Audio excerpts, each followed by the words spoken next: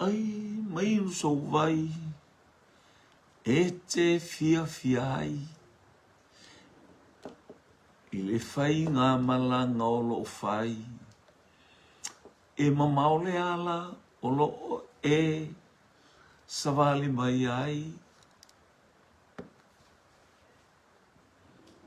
au mai sauo i le mafutanga au mai sauo i le mafutanga e whaalea nganga au mai sauo ta i mai se nganga i le mafutanga au mai sauo i le mafutanga au mai sauo i le mafutanga whaalea nganga au mai sauo ta i mai se nganga i le mafutanga pele o totoe e anisi o lou au ainga o i lātou nā ele i whaaolaina po o lou tama po o lou tina ta i mai lona lima o soe o te toe la pata i atu la tanga luenga o le moli mawatu ta watu Yesu i seanganga o whaatalale i liu mai i le leanga mai loa lona sese au mai sauo i le mafutanga au mai sauo i le mafutanga e whaalea nganga au mai sauo ta i mai se nganga i le mafutanga ia whaatai mato ngua lewaenga o le au auli le alofo malanga leo lau fio tama ia pana au le ngang i o lau fio wha mole to ia lau wha nau ia ula wa wha manu ia venga ta wha ilangi so se aingo wha na mafuta mai le nei vaenga o le auli fo ile vi inga ia te oio na Yesu amene ia wha talo whatu ma Whawhilo ia tu isi o tatou ainga o le ai maino uanga i mai i ia le malo le soifua i lau maua whamurianga le atua. Aleluia pen tatou ia le neivaenga o le aso. Ia vi ia le li malo le tapua i malo le tatalo. Ia i le atua le vi inga le whaumanu ma le whaane tanga. Ia whatalo whawhaupenga ta whailangi si o tatou ainga u whai ona tau mai. A o tatou ia i pele tatou Fasoa, haleluia tu ina atu i le auli ma le auli. Haleluia anga leili atua mpa yatu le atua mo. Oe, o le tau isa monei e malosi a le timu. Tole. Malosi le timu na ma omla uatali ili fale le temina to toma i timu masoli. Ia evi ia leli, ia tai ele lo fomolanga leo le atua. O tauna le Samoa a ole atunu o lo manuia ma ia ile anga le o le atu vatalo atu e a ruta Gemaliu praise God for tane talo malo soifua ia malo fo ile fato toa o tato yai tau fa soi no taso por colame na talo atu ile kele kolio Uena safa asamalu malo le soifua tato inga sara la salo ia J. Jimmy Brown. Ia lele biliamu ia malolo soifua. Ia sala ia Sarah Lasalo ia Fasao Motayao. Trevor Ranius ia le atua ele anga le yo le atua isio tatu ainga. Hallelujah. Ia fa manuia le atua. Praise God. Lo lasi mai ti munga ia le wotu e me ima ispito le ai. E watu wali tato polo kalame. Ia le li o le tato fasoa o le ai mai inu tali mafsili mai ainga mai tau maftanga o sio tato ainga. Ia fatalo fatu fo le angilu tau, fatalo fatu le us fatonu. Ia le li le tato ofisa tu tonu o le Global Kingdom. Ia le li. O tato fisili mua. Hallelujah. O le tato fisili mua. O fea o mea nei na mua tupu. Na mua whangatua i a kopo ma le angelu pe na mua va ai a kopo i le angelu o a e runga le whai ma i lalo. Na mua whangatua pe na taupi o le whangatua o le taupi o i a kopo ma le angelu pe na mua ma ai a kopo i le angelu o i runga manga i lalo. I ele li. O fea o mea nei na mua taupi i a kopo ma le angelu. Pena mua va ai o e angelu mo ifo i lalo i le ape fai. Manu ia lau tali.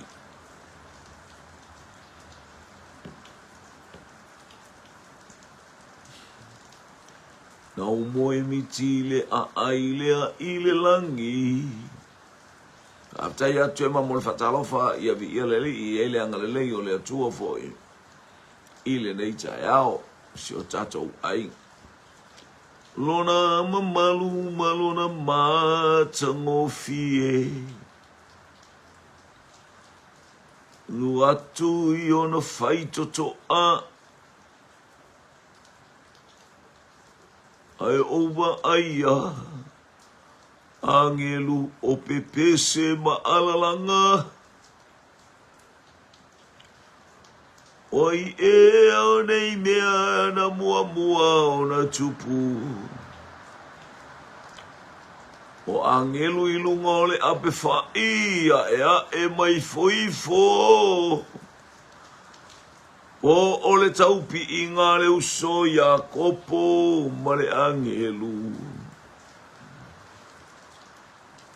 O aina mua tupu. O fea le mea o nei mea lua na mua tupu.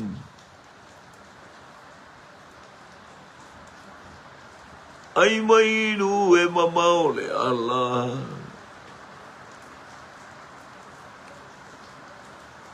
Alasi mai timunga o whamanu yanga.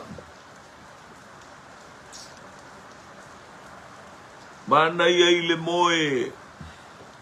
Hallelujah. Ai au le moe tautala. Anthony Tanumasa. Alofa talofa lava.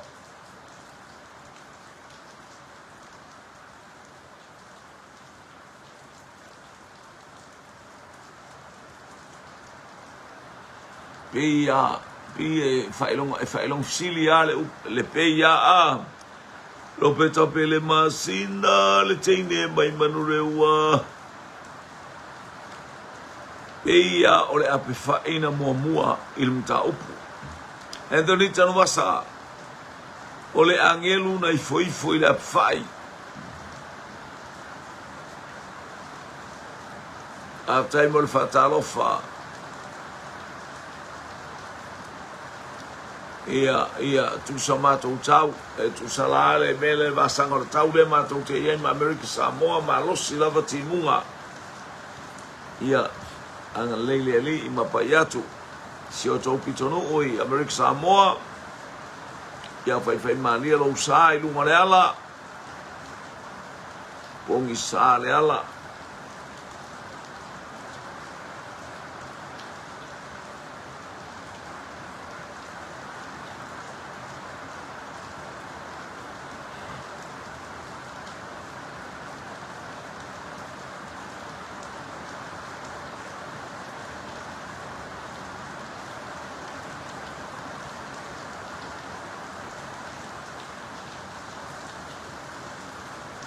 feo me nei na mua tupu na mua fanga tua pena taupi a kopo male angelu pena mua ba ai a kopo i angelu raya ya e mai foifo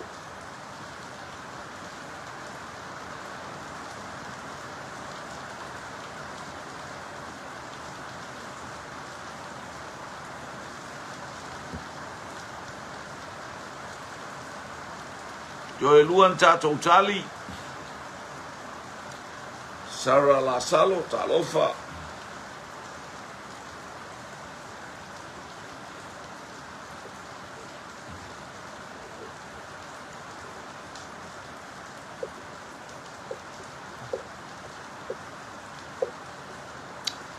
walua tatou tali a wanga i mai o li tali mua o tali mua aleluia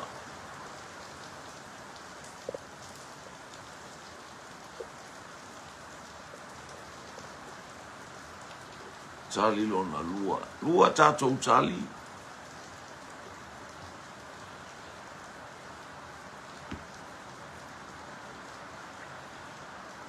haleluia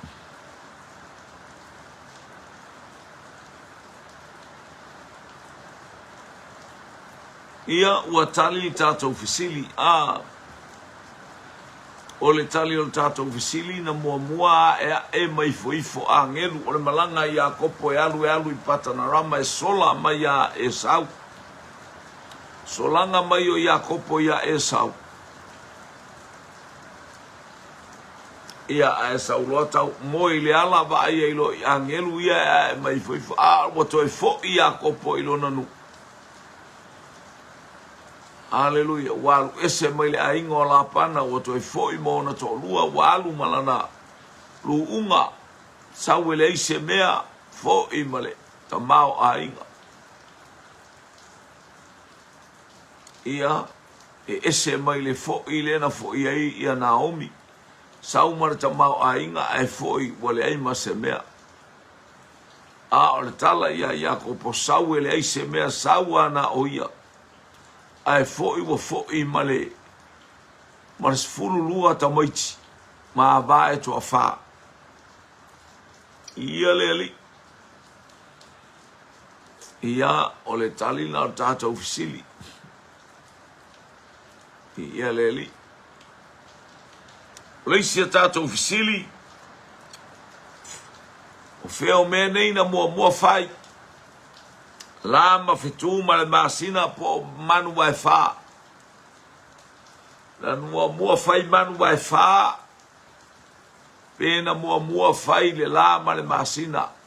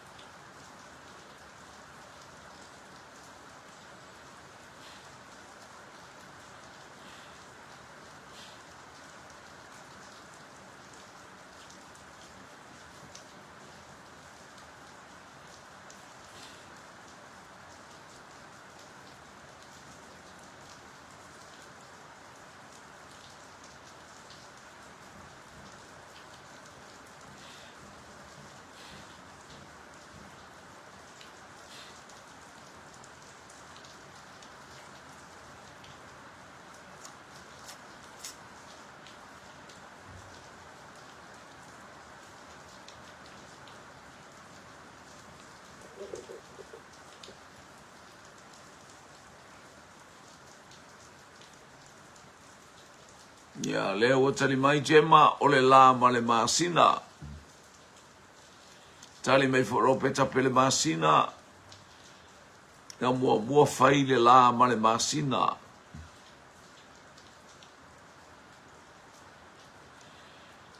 Ai mainu e mamao le ala.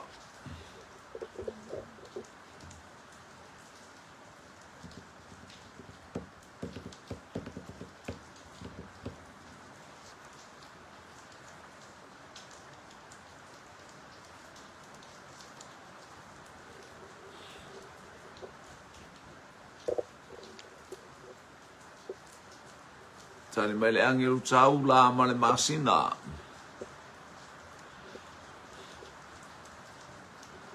Tali ia aingo tanu wasa family la ma le masina. Ai mainu e mamao le ala. Praise God.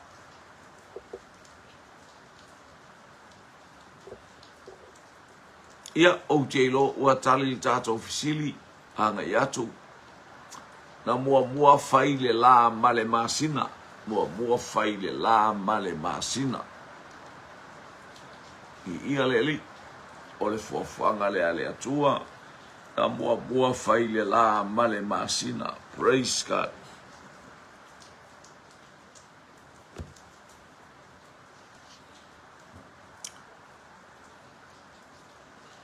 Na mua sola lota i le maunga. Pena mua fetaya i maangelu. Na mua feiloa i angelu malota. Pena mua sola lota i le maunga. Na mua sola lota i le maunga. Pena mua fetaya i maangelu. Ia. O feo nei mea na mua tupu. O le sola i le maunga. Whawhiroa i angelu. Wheo ia mea na mua tupu.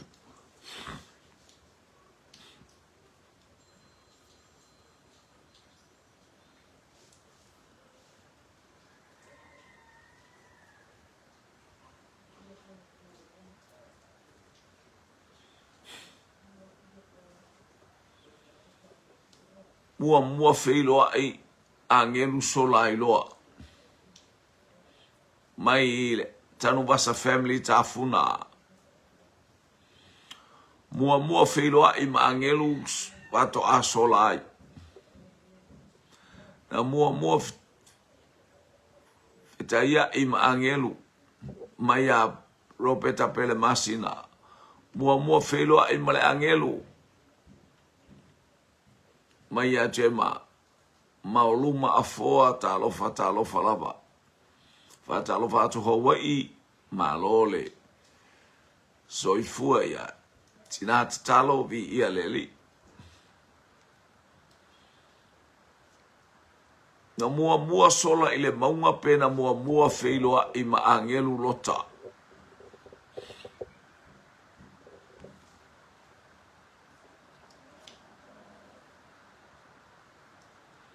Mareta Crichton. Mua wheloa i maangelu. Ta lofa malofo paa tene wanganui. Ia. Mua vai angelu tali tato fisili le atali mai Mike. Ia le angelu tau mua vai angelu le vai ngalu. Na mua wheloa i maangelu. Le ana tali alia lota fatu lota o mai tonu le fale langa le anga mio karaka o le makongu. Ia fatalo watu forsunga ia nanai i ia leli. Ia fatu a sola i lolota ina o fatonu e angelu. Sola i le maunga e te ola i malo a inga o le asusunu le a ai. Ese alma na i o le falongo ma. Bole alme la femele angelu ia failo a. Tusa foi mai tatou whalongo i le upo le atua. Ia on tatou matu a whalongo. Alleluia. Ia mawhatino. Alleluia.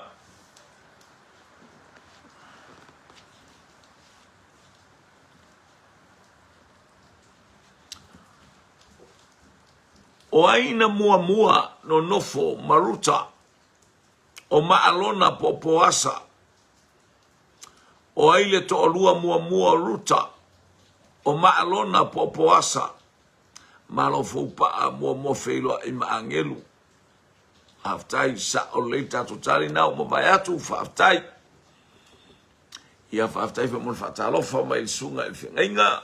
Ia nanai tama fa le fa.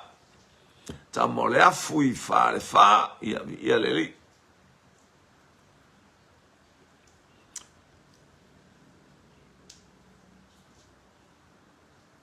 Na fa longo stai mfai a. Na ia leli. O ai na mua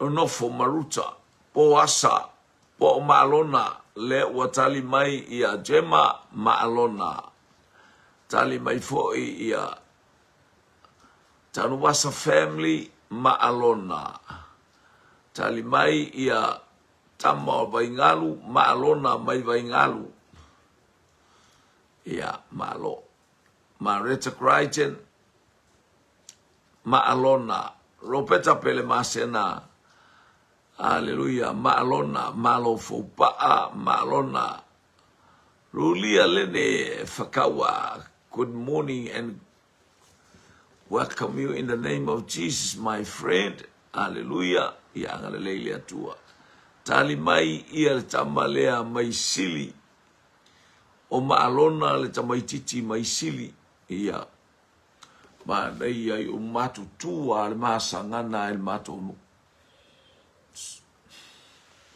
isili ngo ia maalona makiri ona o tali tata o sili vaftai nanai ia vaftai foi brother Gray o maleponi bi ia lele ua tali le tata o sili o maalona mai fale la tai ua tali la tata o sili Hallelujah ia na mua ole mea fale mua na stintiti o ruta ia ai muli ane ia ua otis tamai lato unu o moapi ia mai loa ruta sa we oti ia la wolte oti to unu ia ilo walofa ia te oe malo watua e moni vai umu Samuelu alofa talofa ia sa olele e ula vale atama langa o tama langa o sale aula lisi ia le tama ole vai tafetele isili lisi ia leli ole tama I ole vale lo sami lisi ia le atua ole isi tato fisili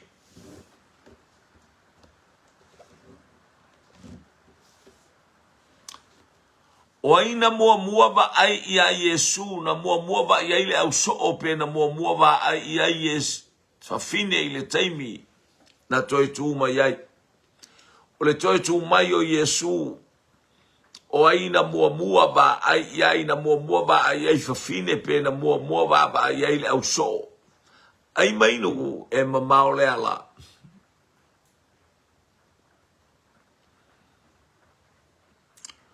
o ai na mua ba ai ia Yesu ina ua toe so I fua mai o le au so ea po o fafine ia le atua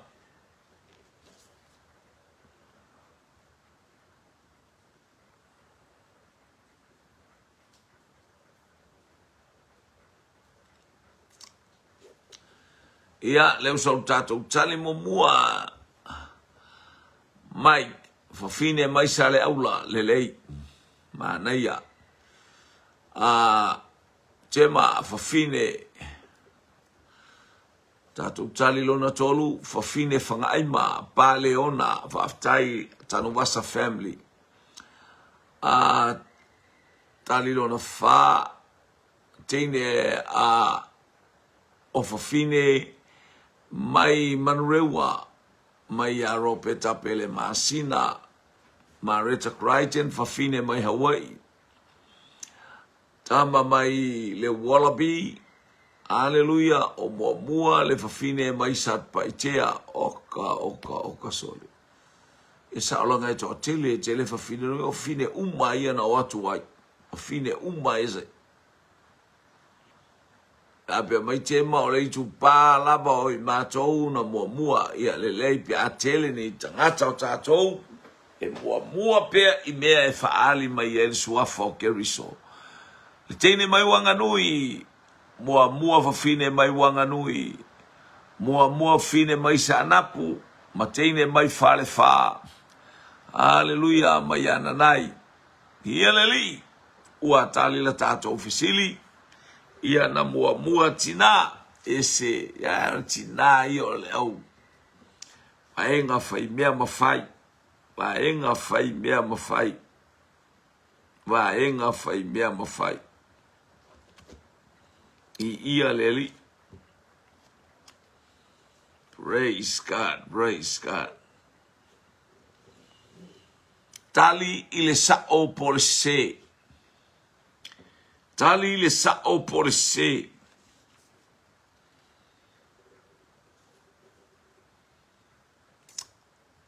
E to afitu le whanau noa a Yese. E to afitu le whanau a Yese, sa'o pe se.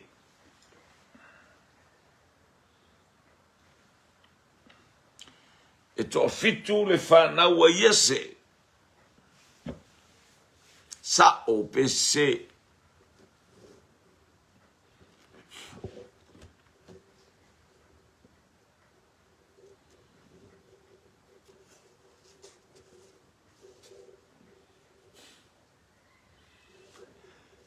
E to afitu le whanau a Yese, no ao ai o mata spaya talofa, sa'o pe se. Tali mai le teine mai manu kau, ruta. Hallelujah. Jema, hallelujah. Sista faolotane. Se. So atu ai malpito atu, yuta atu o teine mai manu rewa. Se. Mareta Crichton. Sao. To afitu le whanau a Yese. Tolu tātou tali, lua se tase le sao. Ia, whatali penis tātou tali se lua pos tolu.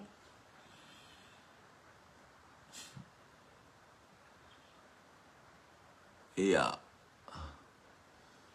Lea e whapea mai sungan vai fiau. Sao le si mata, ai se le si mata. Ia lo no bingo le mata le fa le. Tali mai sui le America Samoa. Mai Italia tama mai fale fa sa o ko se. Hallelujah. Tali mai America Samoa. Tanu wasa family se. Tali mai ia mai teine mai wanganui se. Hallelujah, malofo pa.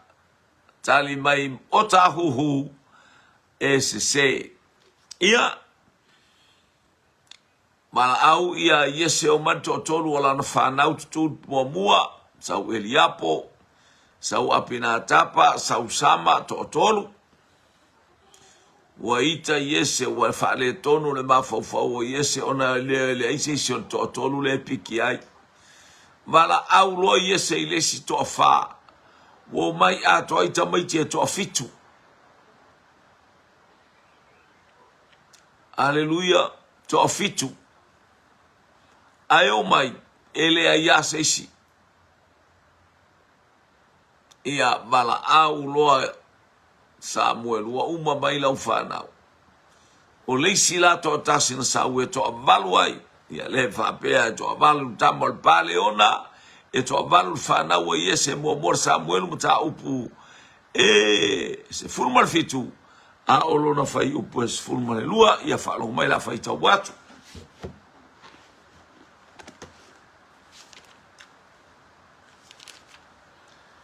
ole whanau na leo whaasolo atu. Toa fitu a tamaiti na nofo le whale ma eva hai. Aleluia. A ole toa valu. Toa valu ya tavita. O tavita foi ole atali ia ole tas tangata e farata o petele ema yuta. Wa ingoa ia yese. Ole toa valu o ona atali i. Na tau toi ina o ia e tangata i ona aso saulo. Ia. E ua e whaafonga mai. Toa valu ia tavita. Ia. Awane i. Taulia toa valu a tamaiti na whaatali le whale. Ai toa fitu na le whale. Toa tolu na alu le whaasolonga mua. Ai le maua seisi. Mala auloa i le si toa whae o mai whaatasi. Se ingo ngumi mai whae po ele toe maua mai se avangoa o le kokoru le nga mua. Mi se si o pātalo mio. Pātalo meo ia talofa. Andy Sione. Tony Stino talofa. Ia leli. Ia whatalatala. Matamu vi ia leli ilni. Ia na. Malu tama mateini e to alua na nofotane i whale wha. Ia e nofotane le si le pā. I le vaingalu.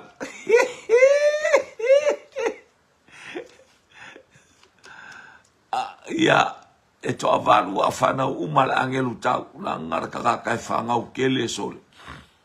Ai le ngarakaka i kiki le kakaila i kiki. Ngakaila i kiki. Sa oel moli mau walo watali ina moli mau le aso sa. Was fulu fitu o tausanga. A ua valu a ua se fulu tausanga. Fa manatu fa tasi lo tausanga e se fulu fitu o tausanga. Male valu male se fulu o tausanga. O le maftanga lo tamama lo tina so le vai kariel mako au loku. Ile iloa ka mo ki ngi mea a. Tole. Se fulu tausanga le maftanga o se fulu fitu tausanga ka mo kiki. Oka. Ia le atua. Ia le ali. Ia.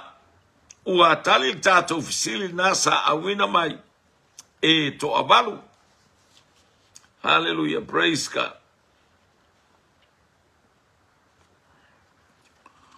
O semu o le tupunga o tangata uli. O semu o le tupunga o tangata uli sa o pesise. Ia whaftaila i titi e maini.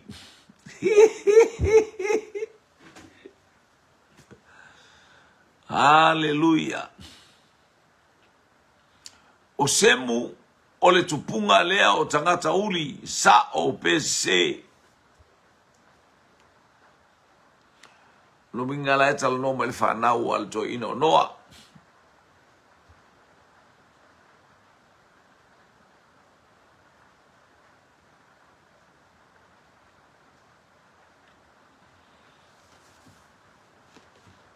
Tali le sa o pole se. O semu o le tupunga o tangata uli sa o pesi se. Se e leo semu mai a te ma. Marita Crichton. Se.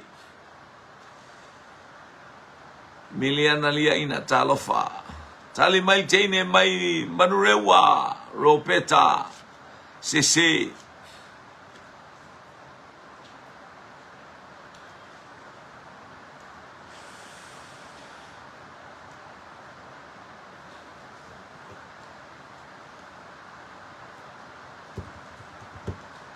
O semu o le tupunga lea o tangata uli sa o PSC. Tali mai tamale mai matautu le fanga matautu falatai fai au lea se.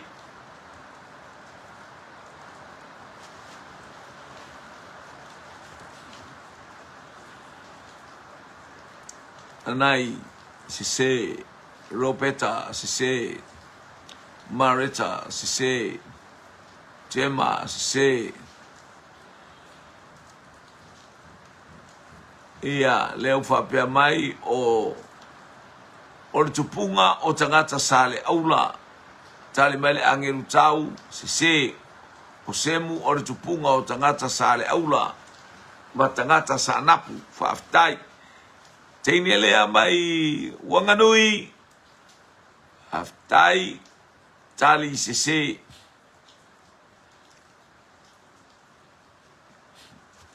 Ia o lea ua tali le tātou fisili. O le tali o le tātou fisili se.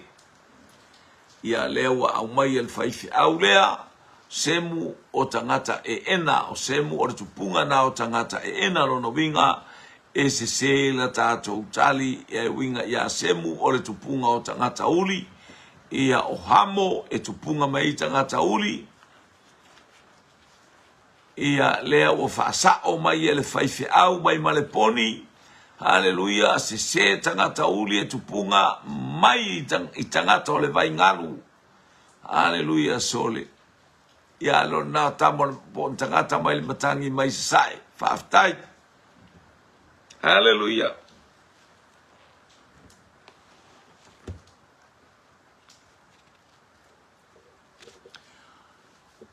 O ai e ana upunei.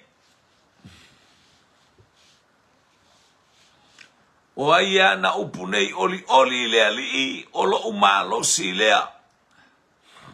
Oli lea li o lo umalosi lea.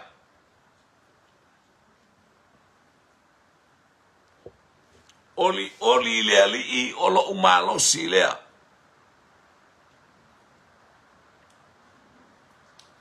Ai maino e mamao le ala. Oli i lea li i. O lo umalosi lea. Oli i lea li i. O lo umalosi lea. Oli i lea li i. O le angelu tau. Ia. Na. Lea tali mai le angelu tau. Ia. Haleluia. O le angelu tau. Ia. Whaaftai. Jema o Nehemia. Tali mai nanai Paulo. Tali mai Jema Nehemia e valu fai upes fulu. Ia tato iai pe lunga tato fisili to eluan tato tali.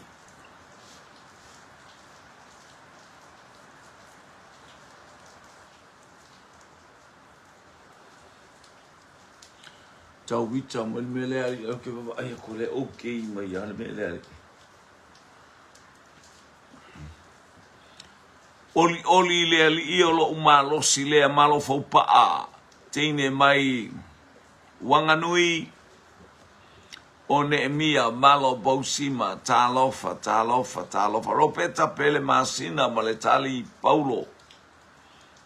Ma reta kraitet Nehemia. Jema Nehemia. Nanai Paulo. Jema Nehemia. Ia. Maya mai ko le angelu tau. Haleluia. Ia ua tali le tātou fisili. Malo le. Malo le tali fisili. O le tala Nehemia. Le efta umai e Jema. Mta upe balu fai upe sfuru o le tusi a Nehemia. O le fia mo le oli le li o le fia po le oli le li o lo umalosi lea ati le pa o lo ati a e tātou le pa o le malo le atua o le malo ke riso e ati to tonu o tātou ainga nei e tātou whanau e ati tonu o tātou whanewhainga aluenga ia e ati fo i mea tātou te iai ai sili le ekalesia le atua lo ati foi le pa iai fainga ta iai tangata tau faaleanga e iai tangata faavevesi e iai tangata faalave e famai tala Nehemia e oli le ali o lo umalosi le faaftai Nehemia ia ua tali le tātou fisili. Hallelujah, praise God. O tele fai taulanga i le atua i mea maua fua. O tele fai taulanga i le atua i mea maua fua. O upu ai. O tele fai taulanga i le atua i mea maua fua. O upu ia ai. Upu e masani na whaonga tele o taimi. Ia malo e sa o whaftai. Malo le wha malosi ia malo fo il tali fisili. Ole. Praise God.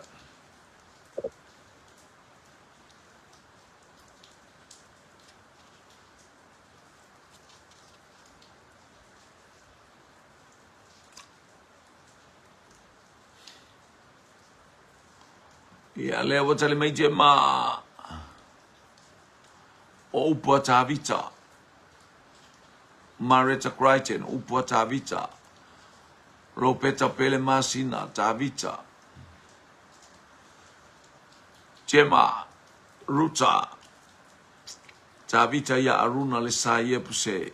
Malo faupa. Hallelujah. Tāwita.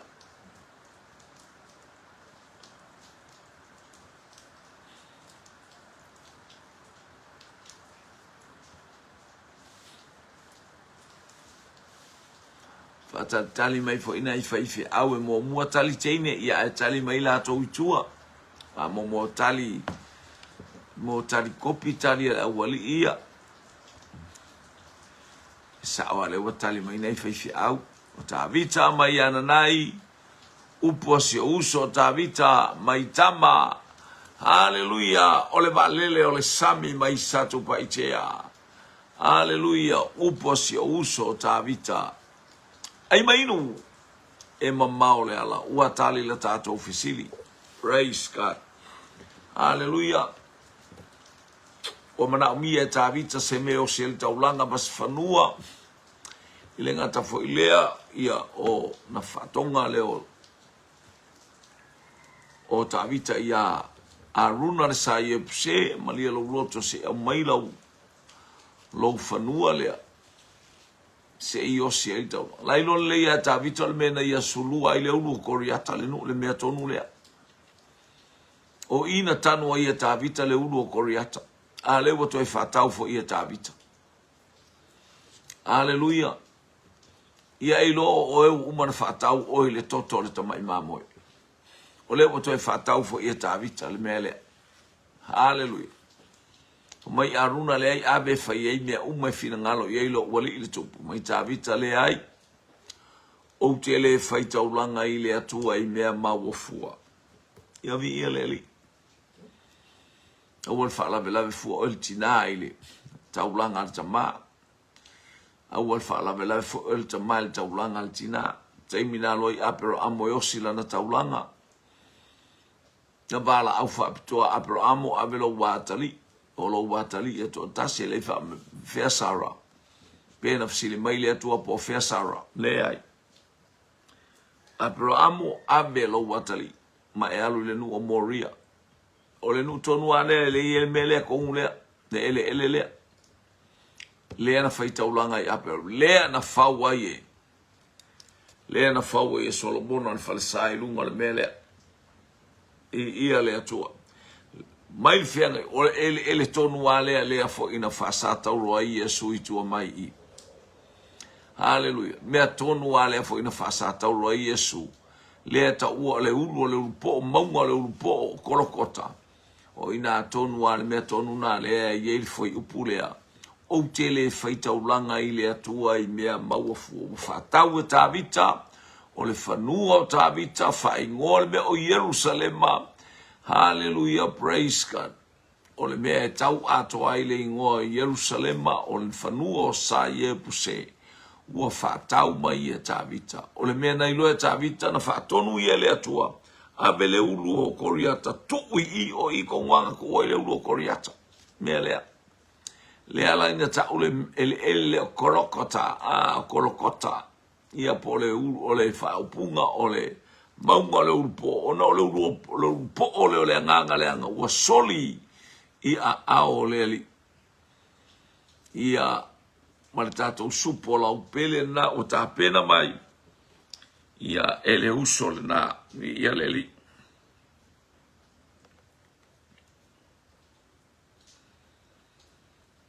O le a le la au na whao ngā e tui tui. Hallelujah. E tui tui o na fua. Ia po o na lau foi ma o na lau. Ai whai ei le wha malolonga ia Esekia. O le a le la au na tui tui o na lau ma o na fua. Ia mingol whaatasi. Ia ai po ele manu o stama o Eskia. O le a la au lea. Ia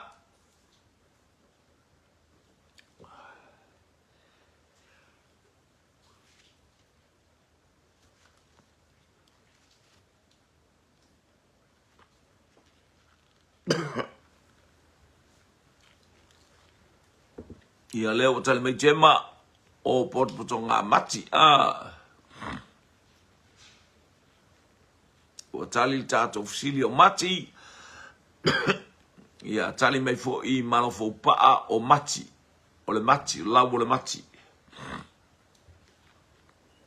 Lua tupu mta upo e lua sulfa i upo e fitu.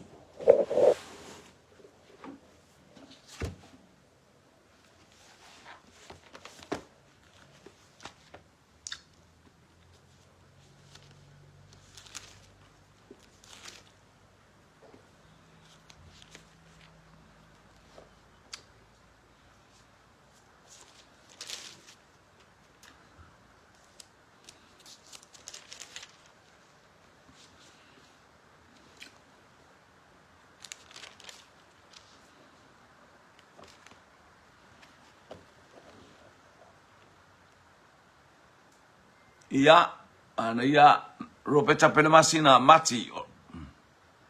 Hallelujah. Lau le mati, Marita Crichton. Ia, whalongo mai, i le tusi lensi mai, lua le tupu. Lua le tupu mta upu e lua sfulu, fai upu e fitu. Ona fai atua i lea o Isaia e ave se potopotoi ngā mati. Ona lato ave ailea ua tuu ile mea na fula ai. Fula ngai ona malo loa ilea. Ia ua talil tato ofisili. Hallelujah. O la wole mati po potopotoi ngā mati. Ia vi ia leli sa o lelei. Vi ia leli. O vaenga nasa. Ka mucha istoi ina. Hallelujah. Na tu se Isaia luas furu male. Balu fai upu e lua sultasi. Ia male tupu ilon ta upu e. Tupu ilon ta upu. Lua tupu mta upu e lua sfulu malona fai upu e fitu. Na e ta watuai.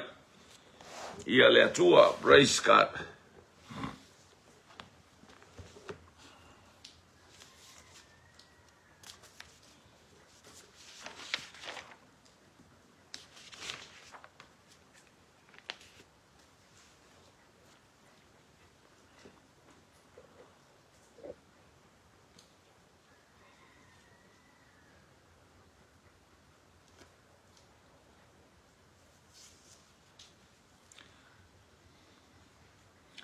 Ia se whalong mai po e mo mai si vaenga leo na yaso whanau ia. Hallelujah.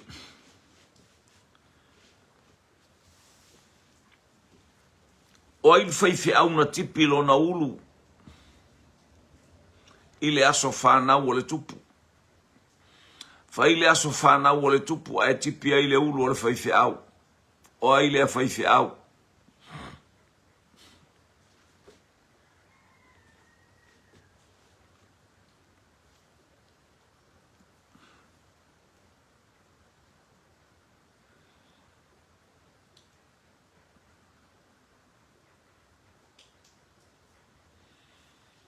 O ai lea whaiwhi au na tipi lo na ulu. Hallelujah, ile aso whanau o le tupu. Chema o Ioane le papatiso. Angelu tau Ioane. Tau lia e tele Ioane. E iaile Ioane mareko, iaile Ioane la talio septaio, iaile a Ioane le papatiso. Mana ia tangata ia falau tele mai a Ropeta pele masina. Ioane le papatiso. Mareta. Ioane. Faila unga mai maleponi Ioane le baptiso e mana ia le langa e tele i tu ainga Ioane i ele Ioane langu i vapena Ioane lanu mu Ioane lanu efu Ioane va e sauale lanu fetau pe i fo ila ole upulea ole soa nauna o nata soa nauna fa matalaina maile nauna o puia e ping oni na o Ioane le baptiso mai le faila unga mai maleponi vi ia le atua ia e ata uma Ioane ia le lopo ia po Ioane ia ia vaftai mareta Ioane le baptiso wa tali le tato ofisili o Ioane le papatiso talo fai au o tila na amio tonu ai fa mai ia Yesu wale faia ia te auto o ule la to te fai tu so la tangata ia tau fai fasioti Yesu le ana la to fasioti ia Yesu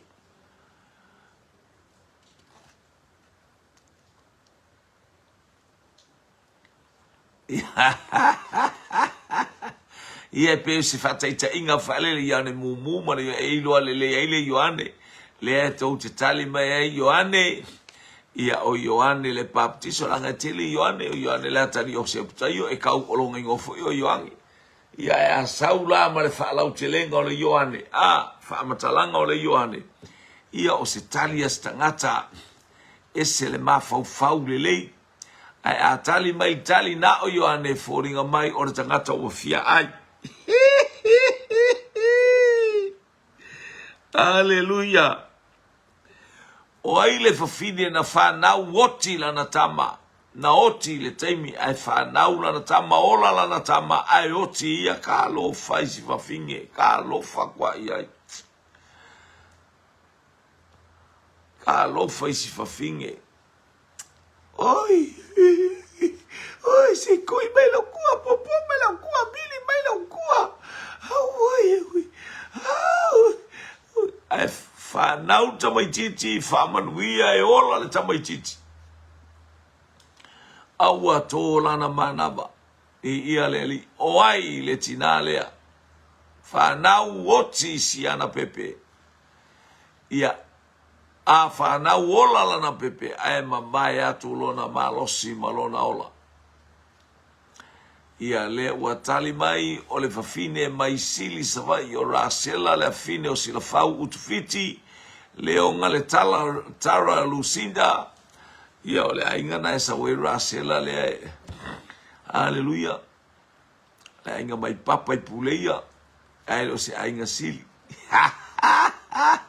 Marita Crichton Jema rasela mai savai sili ia rasela le mato ainga sa umai ngai papa Marita Crichton rasela o le isio na uso nai no fo male tama e onga le va le lor sam e fale pasina e ole mai ia sausta male o rasela mai sanapu Roberto bele masina o rasela ai mainu e mamao le ala he praise God.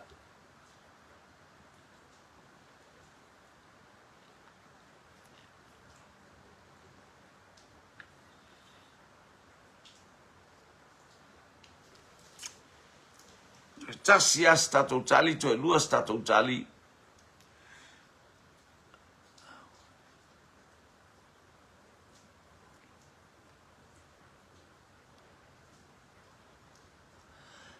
Oi ia talo fa ia malo ka kenge nga ala tu loa wala au mai ia ala ku loa mau wala au lo China ngai ia lo wala au tu lo China malu le malu ule lu fa mai lo uso aku ai ia wa fo esa so stene el mato ai ngai sai pipi hey si lo uso vale lo o lingo o ngalu o le lu mai le ta ga ngalu le nga mai e o galu ia ako ai si já mai zili le lu fkili mai alu uso ia o ala nga le fa ya mai sa kwa galu ui le lu fkili mai le ilo e o linga me oi fo ai la fa mai si lo uso vale le o ele pala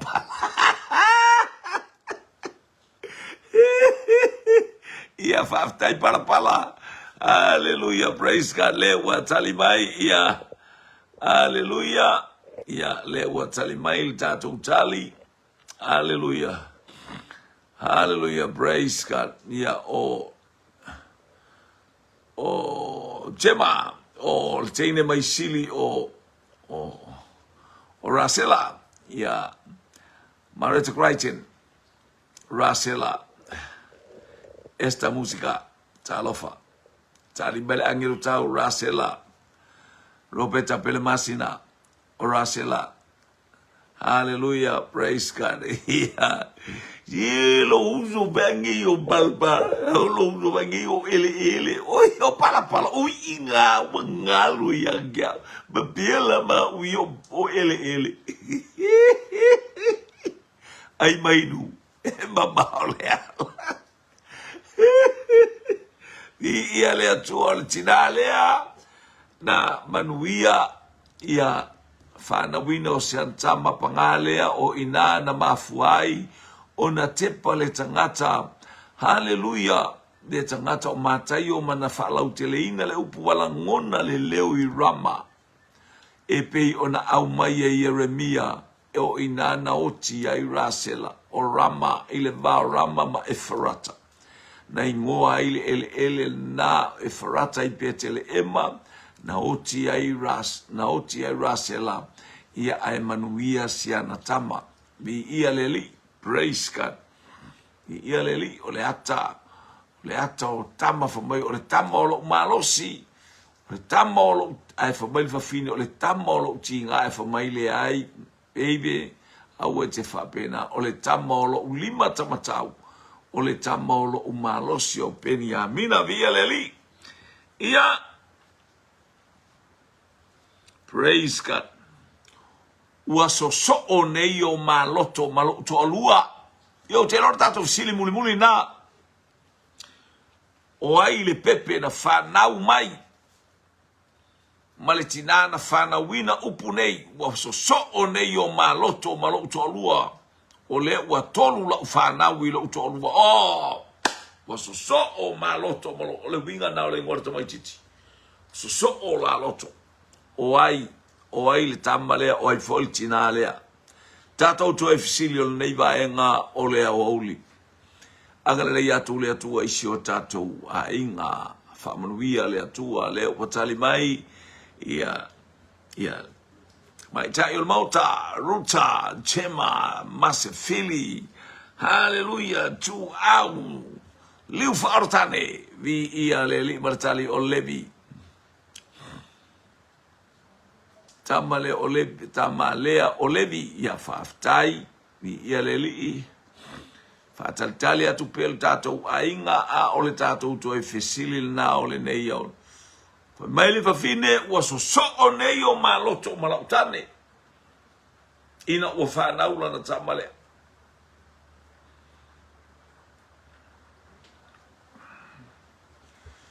Hallelujah, hallelujah. Ai mainu. E mamao le ala Roberta Pelemasina o levi le tamalea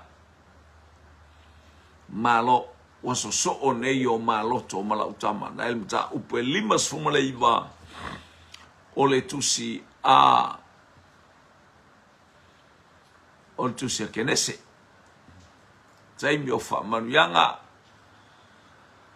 aia mori atu fo ili anga whaaftai le vasenga tama matene tina matama uso matua fafine au na le atua au tato iai ile tato polo kalame lea ya kopo ina wafana ulevi maya marita Brighton after ifo I mo polo kalame after ile faita utusi ya faita ufo after ifo ile le tato mafuta pea veo se fasilinga malo simo e mana tua pea e fa mana tu pea le upo le tua yate o yate e uina tasi ya upu tato uti tali ya a olo ya isi a ano ma se mata ngofi tato uti ma ona ai ma laulele ya ile lale lei olo tato watua yala ya Yesu Kristo malana upu vialeli ia ole watali tato ofisili ba mai tali tato ofisili ia famulu ya tele le atua watali tato ofisili